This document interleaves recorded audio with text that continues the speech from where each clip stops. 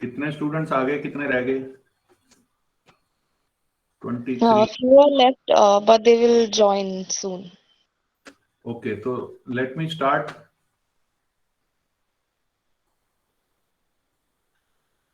Screen share हो रहा है? Yes, sir. Yes. ये एक बार देखो, मूव भी कर रहा है क्या? Yes, sir. Yes. ओके।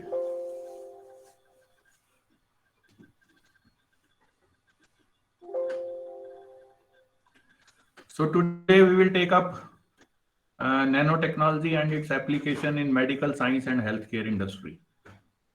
आपको याद है मैंने आपसे वो एग्रीकल्चर का डिस्कशन किया था, nano technology in agriculture, Yes, sir. और उसमें मैंने आपसे बात करी थी इलेक्ट्रॉनिक नोज, इलेक्ट्रॉनिक टंग की भी। Yes, sir. फूड इंडस्ट्री में, देन एग्रीकल्चर में मैंने आपको बोला था कि electronic nose to smell pest infestation, और उसी तरह electronic nose for detection of food spoilage meat products में, और इसी तरह इलेक्ट्रॉनिक टंग में मैंने बात की थी chocolate industry, tea coffee industry, bitterness sweetness measurement.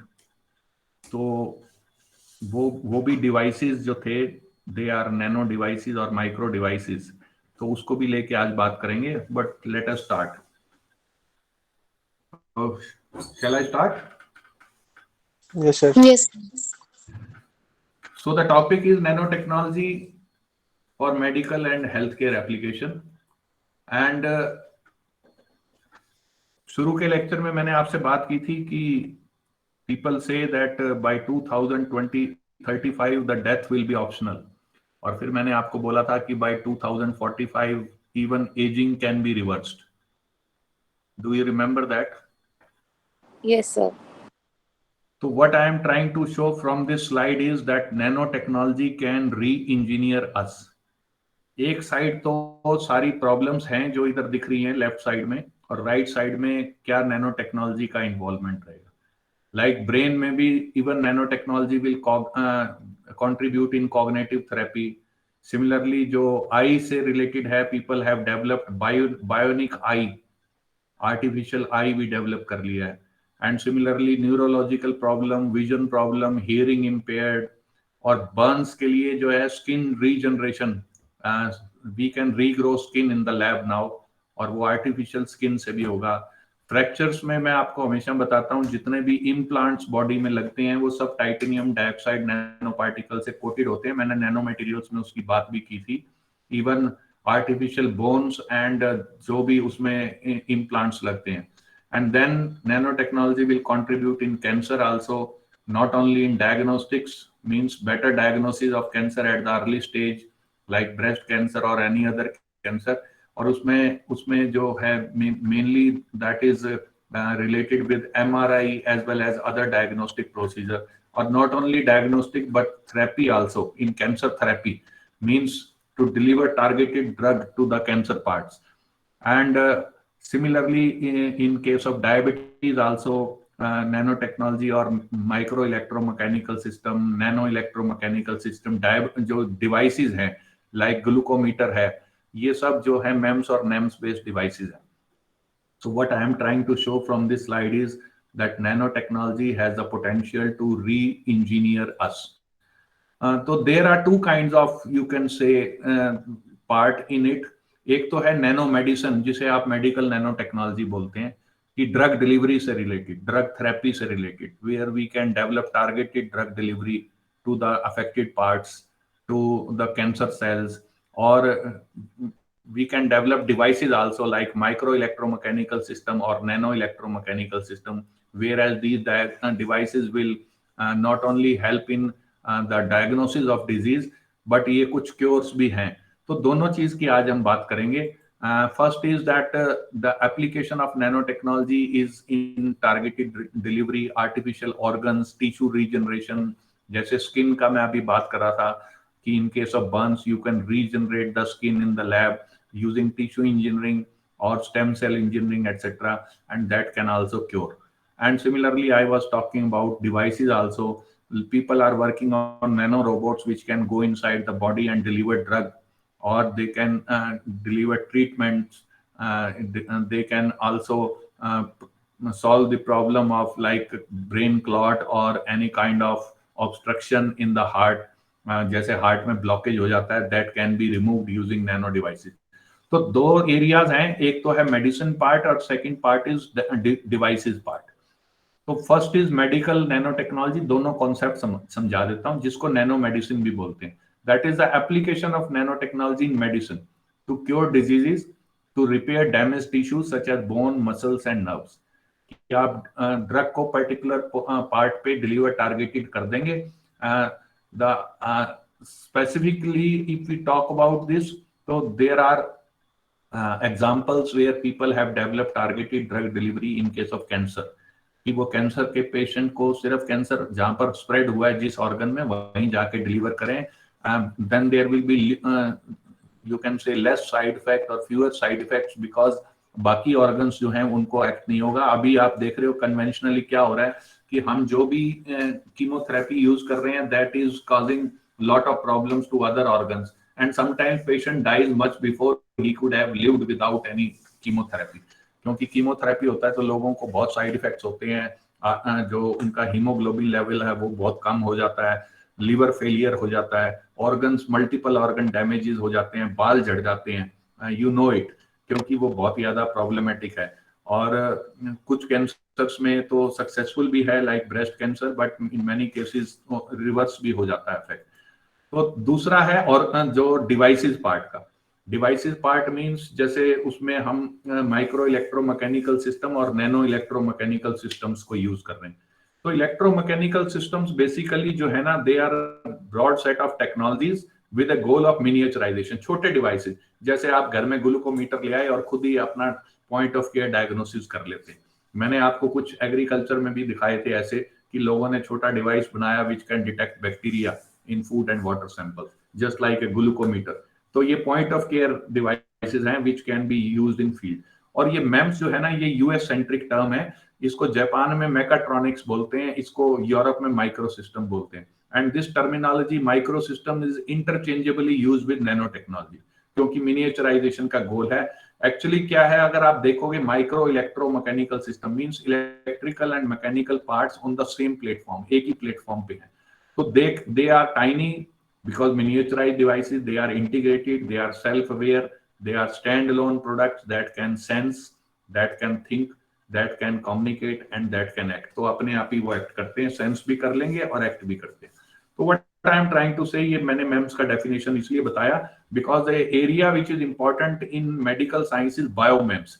ऐसे डिवाइसेस जिनकी एप्लीकेशन बायोलॉजिकल साइंसेज या लाइफ साइंस में है या डिजीज डायग्नोसिस में, which are devices or systems which are constructed using the techniques inspired from micro and nano scale fabrication that are used for processing, delivery, manipulation, analysis or construction of biological and chemical entities. तो आप कोई भी drug को deliver कर सकते हो, आप कोई भी फंक्शन को मैनिपुलेट कर सकते हो, you can detect any system etcetera. तो इनकी इस एरिया को हम बायोमेम्स कहते हैं. तो बायोलॉजिकल, ये बायोमेम्स भी दो तरह का है, बायोलॉजिकल मेम्स और बायोमेडिकल मेम्स. अभी मैं समझाऊंगा इनका दोनों का डिफरेंस. इसको हम एग्जाम में बायोमेम्स के हिसाब से भी क्वेश्चन आ सकता है, जिसका मतलब है बायोमेडिकल और biological MEMS which have got variety of application in diagnostics, therapeutics and tissue engineering, and these are the applications of micro and nanotechnology in biomedical science. They relate with this. So this is how we classify biomems. दो तरह के हैं, एक तो है biomedical MEMS that is within the body, in vivo, कि वो device अंदर बॉडी में गया है, प्रिसिशन सर्जरी कर दिया बायोटेलीमेट्री के लिए, या डिवाइस से ड्रग डिलीवर कर दिया, या they are specific sensors to detect a particular disease. जैसे आप देखते हो आजकल काफी लेप्रोस्कोपी से काफी सर्जरीज करते हैं. और दूसरा है biotechnology MEMS, where you take a sample from the body, may be blood sample और any fluid sample, cerebrospinal fluid ले सकते हो आप यूरिन सैंपल ले सकते हो, and that you detect in vitro.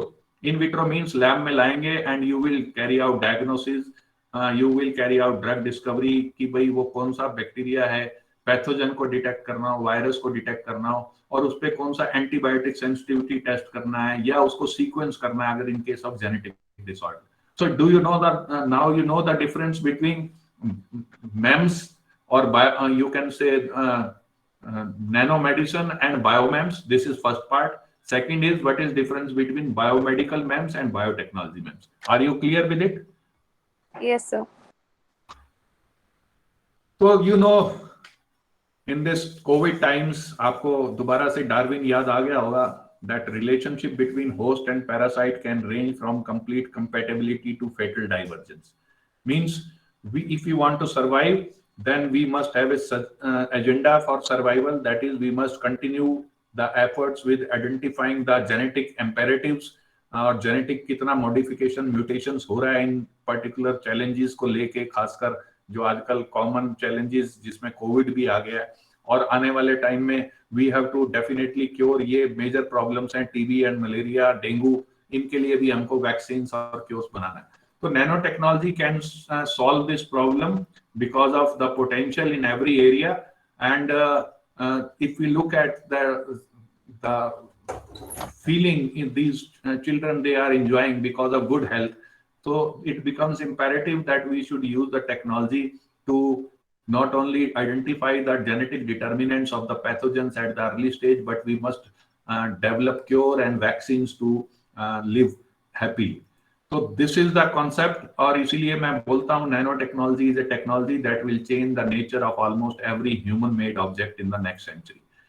So you see here, this boy, baby, you can see, can we save this baby from meningococcal disease, meningitis, you can say, which is a brain fever. So can we solve this problem using nano? Similarly, can you selectively kill the cancer cell in the case of a lung cancer without harming other body parts? This is another question which is surrounding us. Because other organs or healthy tissues, why should we target like chemotherapy, which is non-specific? Can we have a targeted delivery in case of lung cancer? Or can we create tiny robots? This is another question, to scan our body of defects or to deliver drugs in time. तो क्या हम ऐसे भी छोटे nano robots बना सकते हैं? तो let us take the first case study, meningitis के केस में. You know, initially we were able to carry out the test to detect the meningital protein in the range of 10 raised power minus 6, और ये micro range में थे. लेकिन ये micro range में जो टेस्ट जब इतना प्रोटीन बन जाता है तो उसके बाद फिर इसको रिवर्स करना बहुत मुश्किल है, because the test were having less sensitivity and by the time meningitis spread to the babies and they could die. लेकिन biotech what they did, they started developing PCR based amplification methods, और उन्होंने क्या किया, इसकी sensitivity को they improved from micro scale to picomoles level, 10 raised power minus 12. So they reduced the time for the detection of protein concentration, और उसकी वजह से meningitis का जो था वो early treatment start हो जाता था. But now we have combined DNA amplification with gold nanoparticles. अब nanoparticles को साथ में हमने diagnosis में ले लिया, and now we can detect even at attomoles level, that is 10 raised power minus 18 moles range. So this is because of the intervention by nanotechnology, the test become 1 million times more sensitive than the current test. It means we can detect at the very early stage and we can develop a faster medical intervention, so we can save the boy or the babies from dying because of meningitis. So what I want to say here is, the crux is that nanotechnology can lead to early detection and hence faster medical interventions will be possible. तो what are gold nano particles? ये मैं काफी discuss कर चुका हूं आपके साथ कि gold nano particles at different sizes they emit different colours. तो साइज डिपेंडेंट प्रॉपर्टीज हैं टू एमिट कलर, और ये phenomena is known as surface plasmon resonance. So we are using these gold nanoparticles in diagnostics. We are using the DNA molecules, binding them, and then we can detect at the early stage. Okay, यहाँ तक ठीक है? Yes, sir. So let us talk about the second aspect, drug delivery. You know this. Do you think this boy is happy? No, because he is going to feel the pain of the injection. तो उसको घर में बता दें कि आज vaccine लगवाने जाना है तो वो पहले ही रोना शुरू कर देता है, because everybody is scared of pain. तो can we replace these needles, conventional needles, with micro needles और nano needles? This is the talk. This is the question which we are going to answer here. So people started developing microneedles or MEMS based needles, very small size, बहुत छोटी हैं ये, microscope के नीचे देखें तो what will happen, जब small size will be there, it will reduce pain and tissue damage. And even people developed array, plastic needle based array. तो ये you can see here these microneedles which have been developed, they are so thin, even thinner than the hair follicles on the skin. So when they will not come in contact with the nerve ending, they will not cause pain. So less invasion होगा, less tissue damage होगा, तो micro needles may be the answer and they will be used to deliver drugs.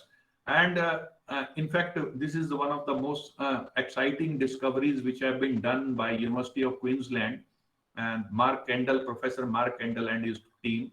They have developed a needle-free vaccination system using nanotechnology.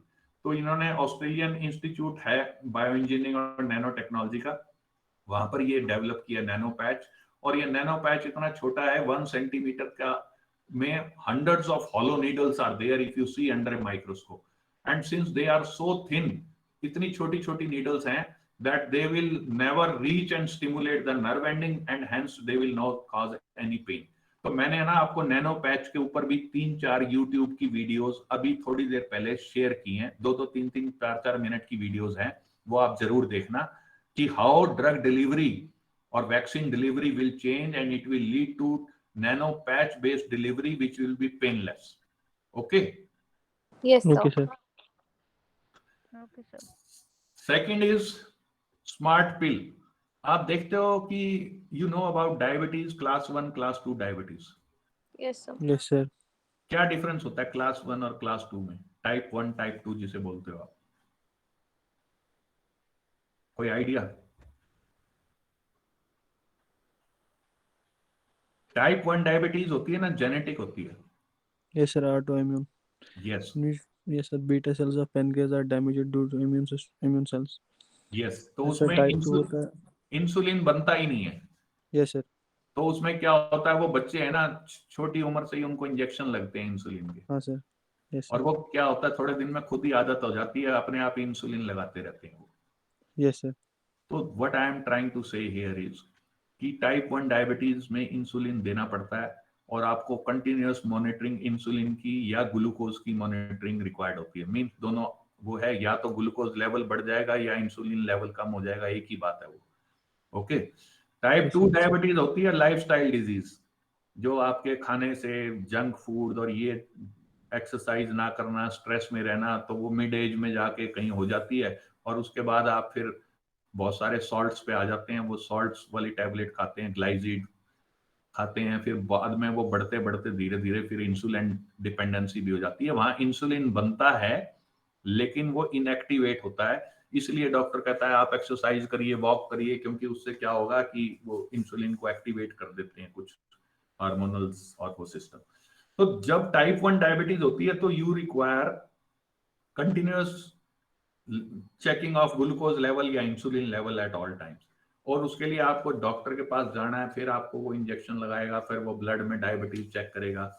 तो उससे बढ़िया क्या आपके पास एक बायोमेम्स डिवाइस हो सकता है, छोटा डिवाइस जिसे आप इंसुलिन पंप कहेंगे. This device consist of A biosensor जो कंटिन्यूअसली एक माइक्रो नीडल से अटैच्ड होता है and it senses insulin level at all times. उसमें बैटरी है, कंट्रोल सर्किट है और ड्रग रिजर्वायर है जिसमें आप फिल कर देते हैं सारी की सारी insulin. So it continuously monitors insulin at all times, and once this insulin falls below a threshold level, it will release insulin through the drug reservoir. Okay, तो वो इंसुलिन इस तरह से रिलीज हो जाता है और वो बारी बारी इंजेक्शन की जरूरत नहीं होती. इसकी भी मैंने आपको ना एक वीडियो भेजी है इंसुलिन पंप की, 3 मिनट की वीडियो है, कैसे ये वर्क करता है, कैसे माइक्रो नीडल होती है, कैसे आप इसको क्लीन कर सकते हैं, कैसे use. This is available in India. तो ये अगेन बायोमेम्स बेस्ड एप्लीकेशन है in insulin dependency or in diabetes. Okay, Okay, Yes, sir. sir. तो ये वीडियो भी देख लेना, आपको ये स्लाइड समझ में आ जाएगी कि क्या मैं बताना चाह रहा हूं कि ऐसे छोटे डिवाइसेस जो हैं they can change the way we deliver drug. इसमें क्या है कि आपको अगर कुछ ज्यादा आपने ग्लूकोज वाली चीज या स्टार्च रिच फूड खा लिया है तो उतना इंसुलिन अपने आप रिलीज हो जाएगा.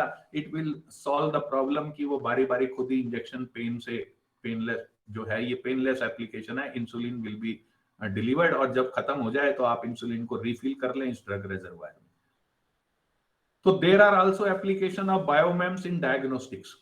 कोई भी डायग्नोसिस, चाहे वो ब्लड सप्लाई स्क्रीनिंग हो, चाहे हमने biopsy samples in case of cancer या बॉडी फ्लूइड्स लिए हैं बॉडी में कैंसर डिटेक्ट करने के लिए, then there are some minimal invasive and non invasive diagnostic procedures also. Minimal invasive means कि prick करके वहां से सैंपल विड्रॉ कर लेते हैं और उस सैंपल्स को आप इवेल्युएट कर लेते हैं डिजीज को चेक करने के लिए। And these type of biomems they can also be used for rapid identification diseases and early screening of disease. So they have got application in almost every area. और ये MEMS based जो technology है BioMEMS, this is changing our lives because these have got the potential to carry out diagnosis at the home level without going to lab. So people have developed not only the MEMS based device for detection of diseases or screening of these early screening of blood sample or biopsy sample, but also they have got application in surgery also. So surgery में भी sensors they have been used, खासकर जो cataract की surgery है, where which has become 100% successful because of use of these MEMS based sensors which have been installed. तो क्या हो रहा है कि कटिंग नीडल जो है वो कटिंग नीडल के साथ एक फोर्स ट्रांसड्यूसर लगा देते हैं। अब आपको मालूम है कैटरैक्ट क्या होता है? मोतिया, आपने सुना होगा। मोतिया होता है तो आपका लेंस जो है वो धुंधला हो जाता है, ओपेक हो जाता है, उससे लाइट क्रॉस नहीं करती। लाइट क्रॉस नहीं करती तो वो रेटिना तक नहीं पहुंचती और आपको कुछ नहीं दिखता। ये एज रिलेटेड प्रॉब्लम है, बहुत लोगों को हो जाता है। ये जेनेटिक भी इसका कुछ वो है रीजन कि कुछ लोगों को हो जाता है। तो पहले जब सर्जन काटता था ना, इस लेंस को रिमूव करना होता है, ओपेक लेंस को, तो while he used to cut this, तो उसको इसके नीचे तो दिखता नहीं था क्योंकि ओपेक लेंस होता था। तो वो व्हाट यूज्ड टू हैपन कि sometimes he could accidentally cut this soft posterior tissue या रेटिना को डैमेज कर देता था। तो उससे कई तरह की कॉम्प्लिकेशन आती थी। कॉम्प्लिकेशन कैसे आती थी कि ग्लूकोमा हो जाता था, इन्फेक्शन हो जाती थी, ब्लाइंडनेस इवन हो जाती थी। आपने सुना होगा कि आई कैंप लगा, उसमें 100 लोगों का ऑपरेशन हुआ, 25 लोगों ने रोशनी खोई, क्योंकि उसको दिखता तो था नहीं और इतनी एक्सपर्टाइज थी नहीं पुराने लोगों के पास। ओके, सुना है ना ये? Yes, sir. Yes, sir. तो अब कैटरैक्ट रिमूवल जो है इसको एक नई टेक्निक से करते हैं जिसका नाम है फैको इमल्सिफिकेशन। अब आप देखोगे किसी आई हॉस्पिटल के आगे जाओगे तो वहां लिखा होता है phaco centre, PHACO, phaco centre. Actually क्या है, जो यंग जो सर्जन्स आए हैं, ऑप्थेल्मोलॉजिस्ट आए हैं नए, उनको ये टेक्निक आती है यूज करनी, बिकॉज उनके पार्ट है इस सिलेबाई का। और वो लोग क्या करते हैं, इसमें जो नीडल होती है उसके साथ एक फोर्स ट्रांसड्यूसर लगा होता है। तो जब आपको दिखता नहीं है नीचे, लेंस के नीचे दिखता नहीं है और आप गलती से उस लेंस को काट देते हैं, सॉफ्ट लेंस को, तो क्या करा उन्होंने, साइंटिस्ट ने, उन्होंने एक पीजो इलेक्ट्रिक सेंसर जो MEMS बेस्ड है, फोर्स ट्रांसड्यूसर लगा दिया। When you are cutting a opaque hard lens, जब आप ओपेक हार्ड लेंस को काटेंगे तो force will be more, and if there is a transition from opaque hard lens to soft posterior tissue, मतलब opaque lens की बजाय आप गलती से सॉफ्ट पोस्टीरियर रेटिना को काटने लगेंगे, it will warn the surgeon that now you are cutting the soft posterior tissue, क्योंकि फोर्स काटने का कम हो जाएगा। फोर्स ट्रांसड्यूसर है ना, हार्ड लेंस को काटने में ज्यादा फोर्स लगेगा और सॉफ्ट को काटने में कम, तो वो वहीं रुक जाता है। तो ये जो प्रॉब्लम है कॉम्प्लिकेशन, ग्लूकोमा, इन्फेक्शन, ब्लाइंडनेस की, ये नहीं होती। Is it clear? Yes, sir. Yes, sir.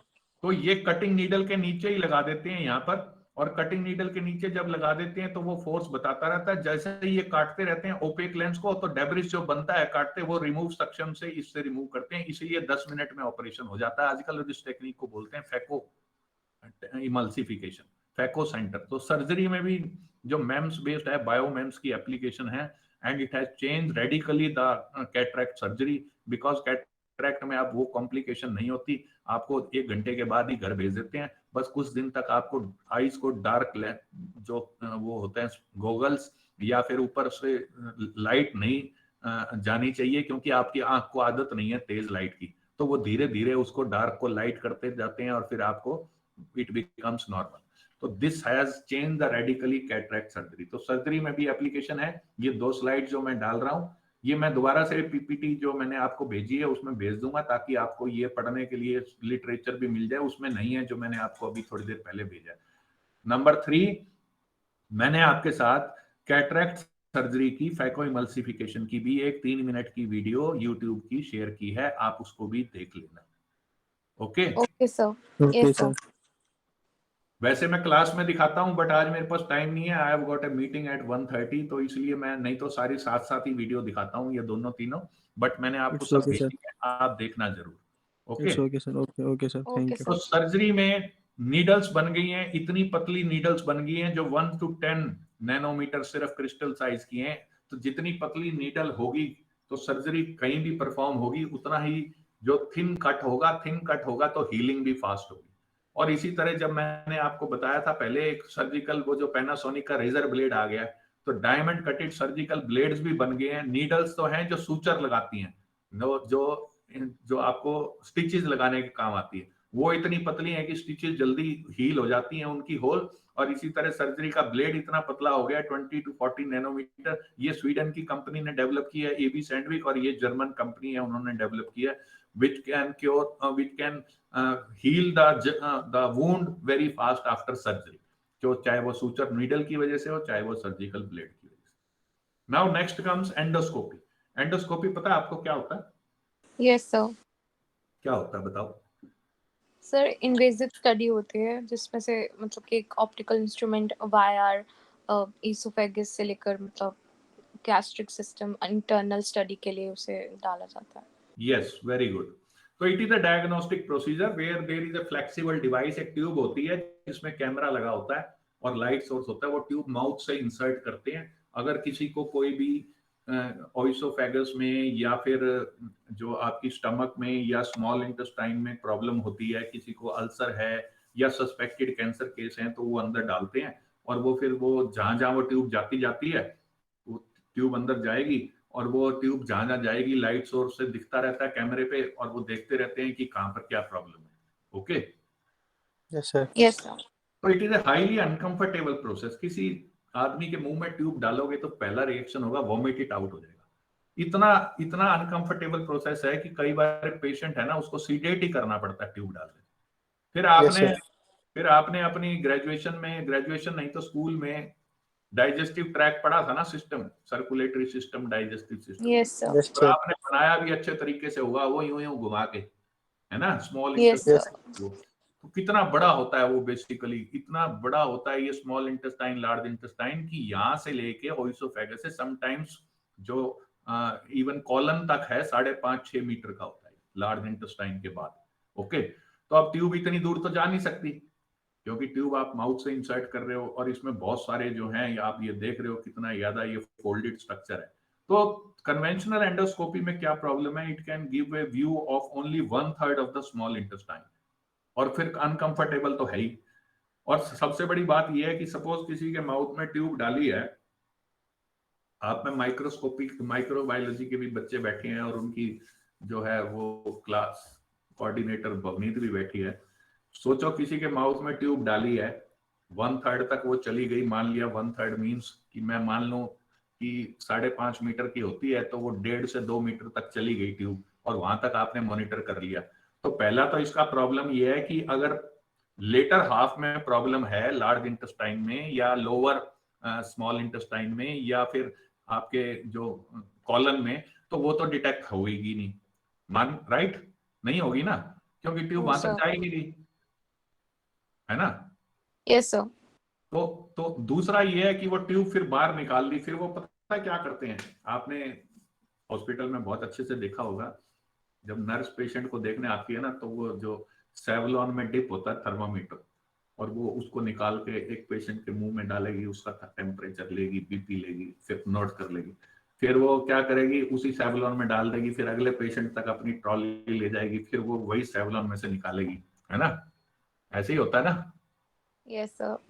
अब सोचो कि एक ट्यूब निकाल ली आपने 1.5-2 मीटर किसी के ह्यूमन के इंटेस्टाइन में डाल के, और फिर बाहर निकालते हो आप, फिर एक गॉज लेते हो, गाज को सेवलॉन में डिप करते हो, ट्यूब को यूं पकड़ते हो और यूं क्लीन कर देते हो और कह देते हो ये स्टेरिलाइज होगी। हो सकती है क्या स्टेरिलाइजेशन तो आपको मेरे से अच्छी तरह मालूम है, रोज ऑटोक्लेव करते हो आप। Yes sir. वो तो सिर्फ डिसइंफेक्टेंट है, इट इज नॉट ए स्टेरिलेंट। वो तो यस सर। डिसइंफेक्ट हो रही है, इसका मतलब this can be a source of infection to other patients. तो आपको एंडोस्कोपी, कन्वेंशनल एंडोस्कोपी का पता लग गया क्या होती है, उसकी क्या लिमिटेशन है, ये भी पता लग गया ना। Yes, sir. तो अब now what MEMS has done, bio MEMS ने क्या किया, एक छोटी सी ना लैब उन्हें पिल बना दी है, छोटा सा कैप्सूल बना दिया, कैप्सूल एंडोस्कोपी बोलते हैं इसको। या तो रिस्ट वॉच डाल देते हैं। इस कैप्सूल में क्या होता है, it consist of A digital camera, इसमें लाइट सोर्स होता है, इसमें बैटरी होती है, इसमें रेडियो ट्रांसमीटर होता है और इसमें सेंसर होता है। कोई सिडेशन नहीं करना, आपने कैप्सूल खाना है। कैप्सूल का जैसे ही आप बॉडी में जाएगा, it will start sensing meaningful data, ये रिकॉर्ड करना शुरू कर देगा। Transmit that data through radio transmitter to the card attached either to the wrist of individual, या एक बेल्ट में लगा देते हैं। ये आप कैप्सूल मुंह में डालो वहां से और वापिस घर आ जाओ। Next day, next morning you have to return back to the hospital, where during excretion that pill is recovered using a special European design commode. European seat वाला कोमोड जो होता है उसमें एक स्ट्रेनर लगा होता है, और उस स्ट्रेनर में क्या होता है, स्ट्रेनर मींस फिल्टर लगा होता है, उसमें से वो कैप्सूल को ड्यूरिंग एक्सक्रीशन रिकवर कर लेते हैं और ऑटोक्लेव कर लेते हैं, और वो दोबारा तैयार हो जाता है नेक्स्ट पेशेंट के लिए। और इस जो card attach to the wrist या जो आपको बेल्ट में लगा हुआ है, इसमें से चिप निकाल के और उसको लैपटॉप में लगा के they can see right from oesophagus up to colon, and even there is no need for sedation. So it can show the entire view of small intestine, large intestine up to colon, and even it can aid in early detection of colon cancer. तो ये this is known as a revolutionary capsule endoscopy, इसको lab on a pill भी बोलते हैं, which has changed the entire definition of endoscopy. It can detect in early detection of cancer even at the last part, that is colon. Okay? Yes, sir. इसकी भी मैंने आपको video भेजी है capsule endoscopy की, वो भी 3-4 मिनट की है, उसको भी देखना कैसे वर्क करता है। ये प्लीज सारे देखना, सारे आपको आंसर अपने आप आ जाएंगे। Okay, okay? sir. फिर जितने भी आजकल ये डेंटल इम्प्लांट्स आ रहे हैं ना, जो अंदर आर्टिफिशियल टीथ लग रहे हैं, डेंटल इम्प्लांट्स लग रहे हैं जिसपे टीथ लगा देते हैं, all these are titanium dioxide coated या सिल्वर नैनो पार्टिकल्स के साथ कोटेड है। तो what I am trying to say, dental implants, even your bones, even your teeth, artificial teeth, filling material जितना भी यूज हो रहा है, ये भी सब नैनो कंपोजिट्स आ रहे हैं। कलर के हिसाब से इनको एडजस्ट कर देते हैं।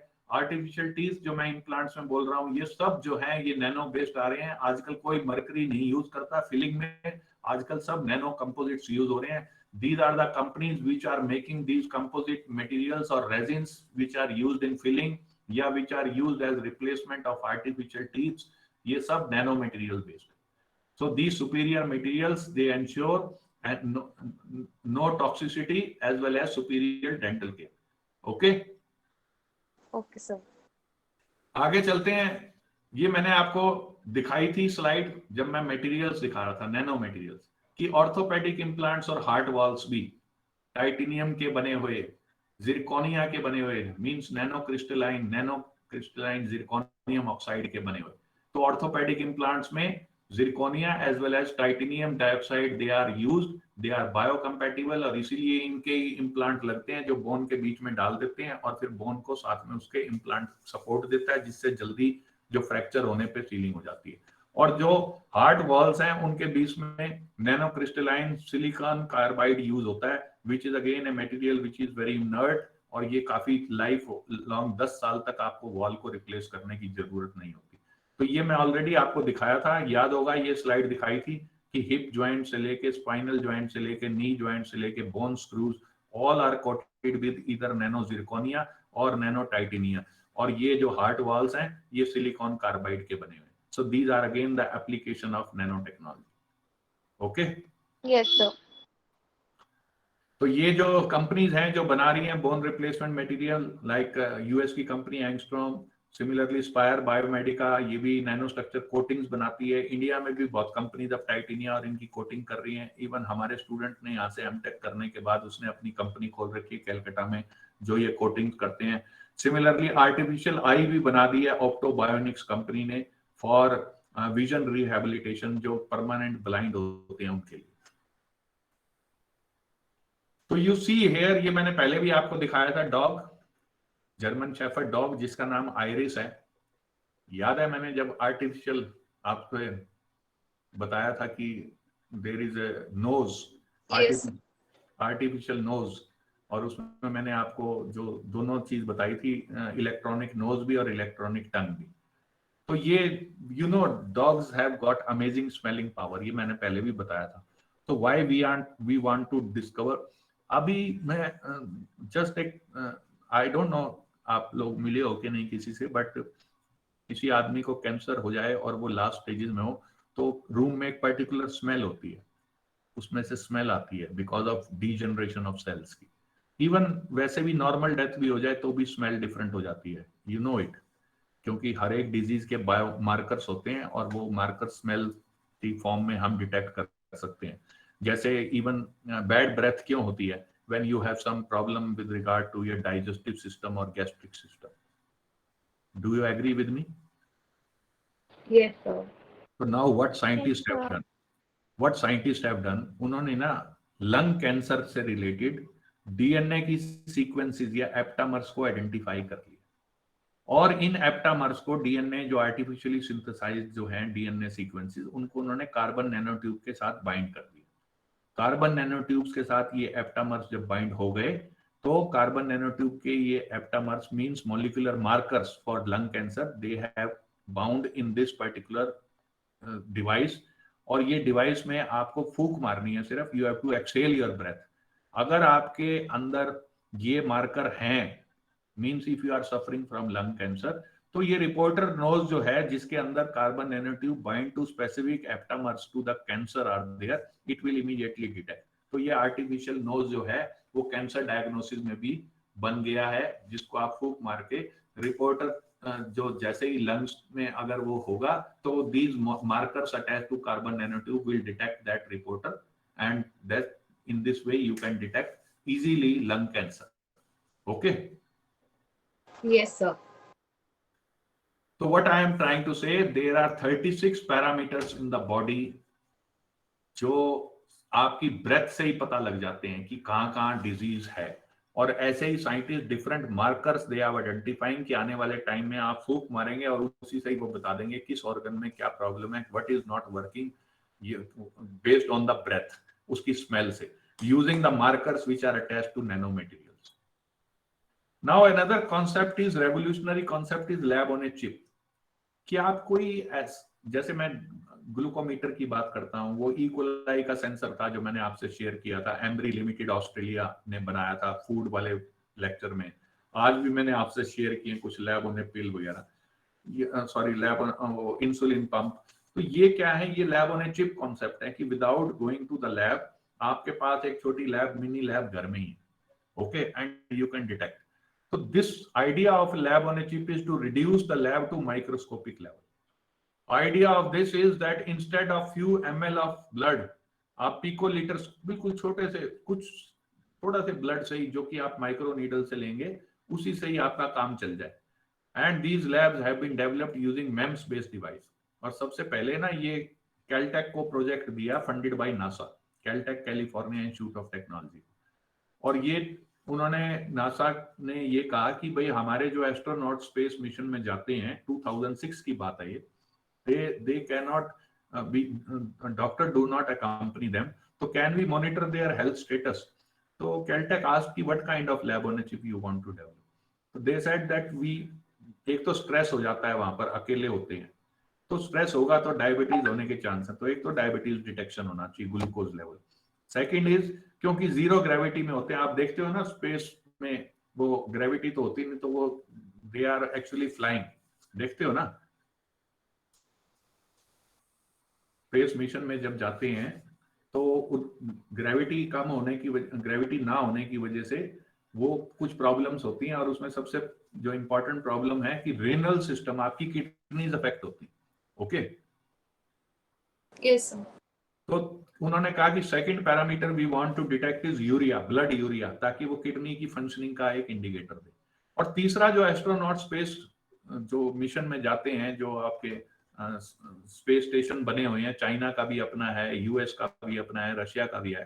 तो वो स्पेस स्टेशन जो होता है वो उसमें वहां स्पेस में वॉक भी करते हैं, बाहर जाके सैंपल कलेक्ट करते हैं कुछ। So they can come in contact with some micro organisms present in the space. तो आप बैक्टीरिया को डिटेक्शन का भी बनाए। तो कैलटेक ने एक किट बनाया जिसका नाम था, सिस्टम बनाया जिसका नाम था lab on a chip application development portable test system. और ये portable test system for the first time it was launched on December 9, 2006। Space shuttle Discovery में ये जब गया था मिशन, तो जब ये लॉन्च किया गया, लेकिन ये 31 मार्च 2007 तक यूज नहीं हुआ। And first time it was used on 1 April 2007 by Sunita Williams. Sunita Williams जब स्पेस शटल में गई थी डिस्कवरी में, तब उन्होंने सबसे पहले ये यूज किया था। Is it clear? Yes, sir. तो lab on a chip application development portable test system पहले सबसे पहले कैलटेक ने डेवलप किया। दिस इज द सिस्टम जो 4 चीजों को डिटेक्ट करता है।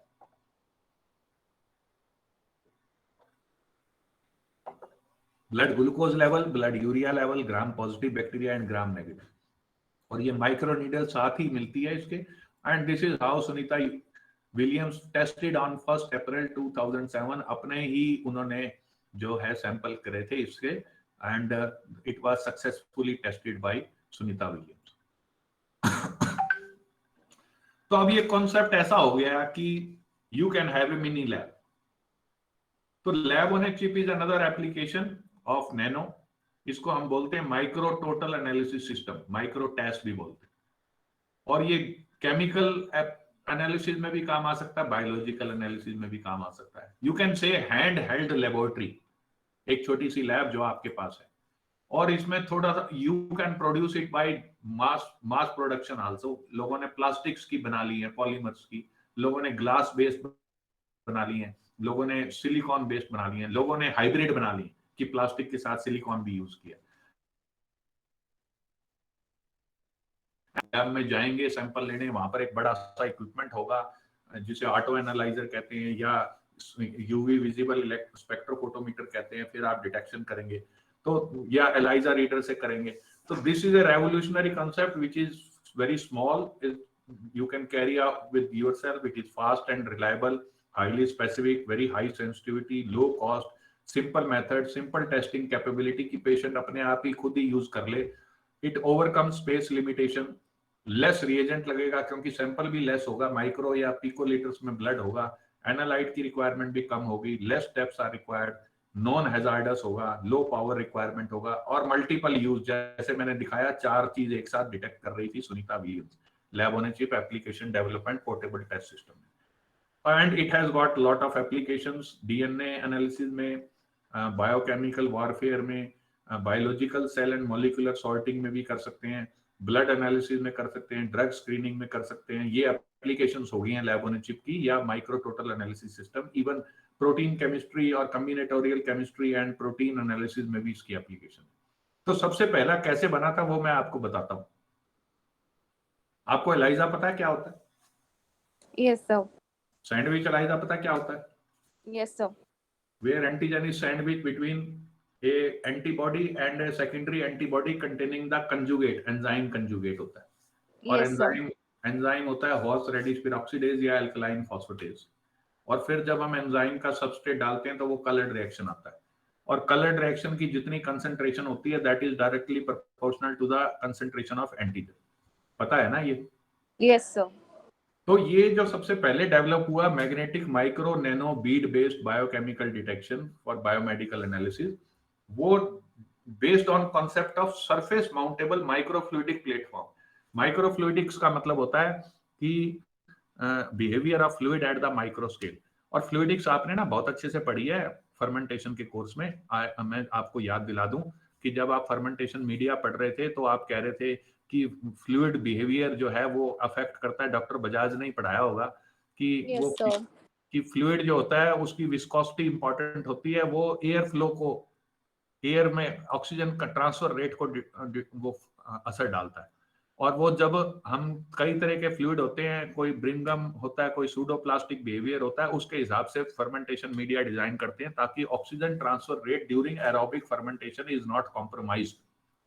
पढ़ा था ना? Yes, sir. तो microfluidic is fluidic behaviour at micro scale. अब माइक्रो स्केल में छोटी छोटी माइक्रो चैनल्स होंगी जिससे आपका वो जो माइक्रोलीटर में या पिकोलीटर में ब्लड गया है और वो कहां पर पहुंच गया? ट्रांसड्यूसर पे। ट्रांसड्यूसर पे क्या है कि आपने एक एंटीबॉडी लगा रखी है एंटीजन के अगेंस्ट, जिसपे वो जाके एंटीजन बाइंड हो जाएगा और जैसे ही सेकेंडरी एंटीबॉडी डालोगे जिसमें कंजुगेट होगा, वो ऊपर जैसे ही सबस्ट्रेट डालोगे वो एक इलेक्ट्रोकेमिकल प्रोडक्ट क्रिएट करेगा और वो इलेक्ट्रोकेमिकल डिटेक्शन हो जाएगी। जैसे ग्लूकोमीटर में, जो आपके घर में छोटा ग्लूकोमीटर होता है handheld, that contains enzyme glucose oxidase.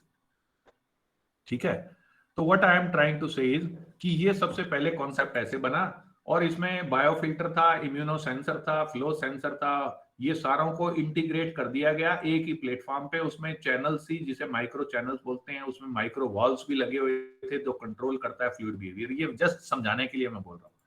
What they did, it was based on this principle कि पहले मैग्नेटिक बीड्स पे, छोटी सी magnetic micro size magnetic beads पे एंटीबॉडी को लेबल कर लिया, अटैच कर लिया। जैसे आप एलाइजा जब परफॉर्म करते हो तो एक दिन पहले आप एंटीबॉडी की कोटिंग करके जाते हो, एलाइजा प्लेट में करते हो ना, पॉलीस्टाइरीन डाल के, पॉलीस्टाइरीन। Yes, sir. तो यहाँ पर मैग्नेटिक बीड बेस्ड कोटिंग हुई है एंटीबॉडी की।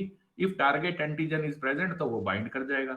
और जब आप secondary antibody containing the enzyme जो कि अल्कलाइन फॉस्फेटेज होगा वो आप डालोगे तो वो यहाँ बाइंड कर जाएगी। सपोज एंटीजन ही नहीं होगा तो ये बाइंडिंग भी नहीं होगी, ना ये बाइंडिंग होगी। And then when you add the substrate of the enzyme तो एक इलेक्ट्रोकेमिकल प्रोडक्ट बनेगा जो कि बायोफिल्टर के ऊपर ही लगा होगा और ये डिटेक्ट कर लेगा कितने इलेक्ट्रॉन्स बने और वो इलेक्ट्रॉन्स के बेसिस पे बता देगा कि यस ये पॉजिटिव है और कंसंट्रेशन कितनी एंटीजन की। ओके, जितनी एंटीजन की कंसंट्रेशन ज्यादा होंगी उतने इलेक्ट्रॉन्स जो हैं वो प्रोड्यूस होंगे और वो इलेक्ट्रोकेमिकल डिटेक्ट हो जाएगी। Okay Okay, sir. तो पहले क्या किया हमने? सबसे पहले एंटीबॉडी कोटेड बीड्स को इंट्रोड्यूस किया इलेक्ट्रोमैग्नेट पे, बायोफिल्टर पे, और हमने मैग्नेटिक फील्ड अप्लाई कर दिया। Then what we have done कि वाइल्ड होल्डिंग, मतलब मैग्नेटिक फील्ड लगा रहेगा, चलता रहेगा ताकि वो मैग्नेट्स जो हैं जिनके ऊपर एंटीबॉडी कोटिंग है वो वहीं अटैच रहे। एंटीजन सैंपल इज इंजेक्टेड, अगर उसमें एंटीजन होगा स्पेसिफिक तो वो वहां बाइंड कर जाएगा। Then we had target antigens, वो जैसे ही बाइंड हो जाएंगे जब क्या करेंगे हम सेकेंडरी एंटीबॉडी को इंसर्ट कर देंगे। सेकेंडरी एंटीबॉडी कौन सी? जिनके साथ जो हमने एंजाइम लेबल लगाया हुआ है अल्कलाइन फॉस्फेटेज, वो उसके ऊपर बाइंड हो जाएंगी। फिर चैम्बर को रिंस